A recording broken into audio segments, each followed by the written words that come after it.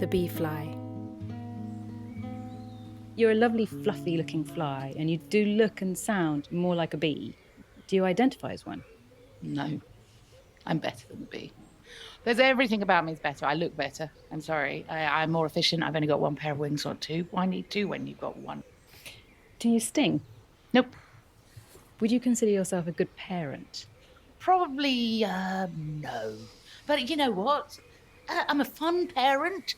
I've got my little legs inside me, and I have a bum bag attached to my bottom, and it's called a sand chamber. And I've twerked, so I'm dancing in the garden. I'm twerking up all this sand, sticking it in my bum bag.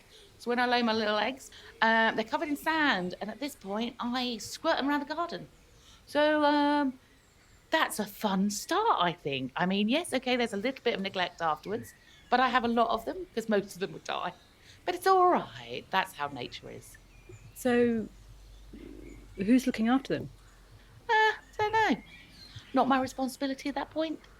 You know, I'm teaching them independence from a very early age. You are recognisable by your exceptionally long proboscis. Why so long? Well, it has to get into the parts of plants that others can't get to. So I'm a really good little pollinator, but sometimes I'm a little flower thief. So I might sneak in and get some of that beautiful nectar. But in doing so, I often transfer lots of pollen. So I am quite good as a pollinator. Does that proboscis, is it just stiff all the time, or does it roll up? No, it doesn't. I don't curl like a lepidoptera, like a butterfly moth, but I can extend. So I'm like a trombone, and woof, it can go out if I really want to get deep into the plants. You can make it even longer. Uh-huh. How amazing am I? What's your favourite flower? I'm a bit partial to blue flowers. Little flowers, loads of flowers. I could do a primrose. You know, I'm not overly fussy. I like ones with a little landing pad. That's quite useful, but I don't plonk myself down. I often just hold on with my first pair of legs, going in, buzzing, and then I move off to another one. So I just like all flowers. I love them. Is there anything you're afraid of? No, I think most actually should be afraid of me. I have two different stages of my early years. So I'm pretty much like a toddler. Even with no legs, I am still really active. And what I do is I start caving. So I suddenly go underground and I'm looking for some food. So I find all these little solitary nests, and in there's a little grub, and I'm like, brilliant, it's a larder. And then I go through my teenage stage because I then kind of become blobby and fat, and I just hide out and eat in my room all day. Yeah, I eat baby bees, but hey, we've got to eat something. What would you say is your best feature? I'm really cute. I mean, I really am cute. There's no getting around it. I'm like a gateway. Everyone loves me. They're like, what is that adorable flying fluffy narwhal? And I'm like, yeah, that's me. What makes you cross?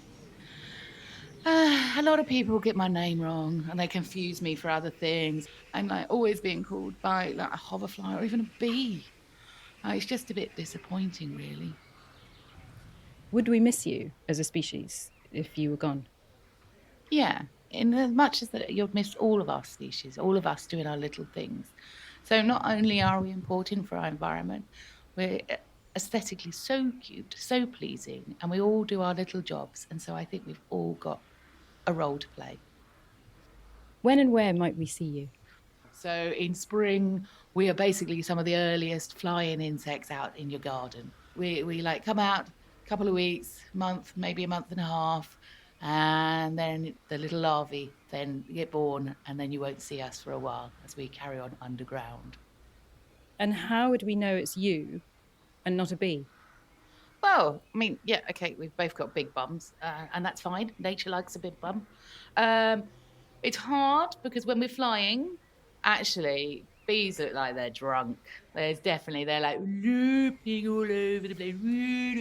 We're like, come on, we've got things to do. We've got eggs to squirt out. We've got all sorts of things. We've got to get to loads of different plants. So we're much more like focused. Bees, I don't know what's going on in their minds, but we are going for it. So we fly differently, we fly more directly.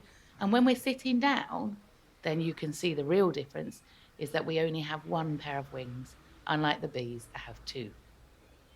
If you had a message for us, what would it be? Well, next time you're walking along and you see a hedge and you're looking at the hedge and you're going, "Oh, thank you, all the bees."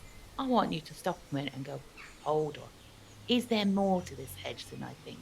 And once you spot me, you'll be delighted because you'll be like, "Ooh, it's a bee fly." And then you'll start noticing everything else and realize how many things are supported in just a little habitat.